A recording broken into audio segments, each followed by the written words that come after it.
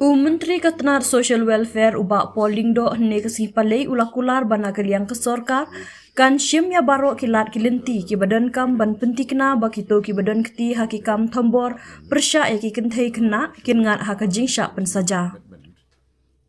Habat jubab ya kajing keli halor kani kaman ubak pol ula penti kena ya kajing kut jingmut ke baskem jong ke Sorkar ban penduk jaj ya ki kam thombor pyrshah ya ki kynthei khynnah hapok ke jela.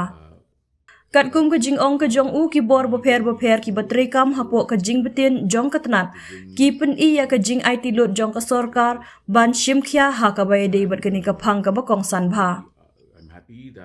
ha ke jing shisha ngi don ya ki bor beper ki bateri kam hapok ke jing betin jong ke tenat social welfare ka bapen i ya ke jing kut jing mut ka bayai beteng ke jongi ban tek la kam bat penduk jat ya ki kam thombor pyrshah ya ki kynthei khynnah.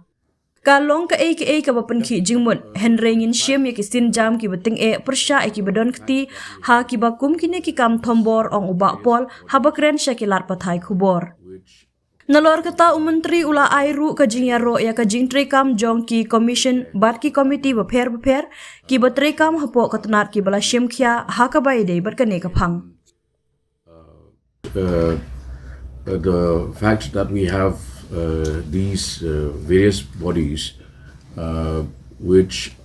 function under the guidance of the Social Welfare Department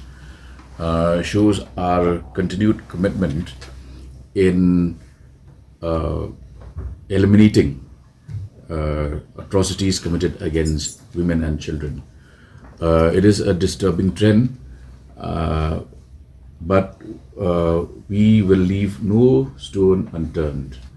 to bring these perpetrators to book. And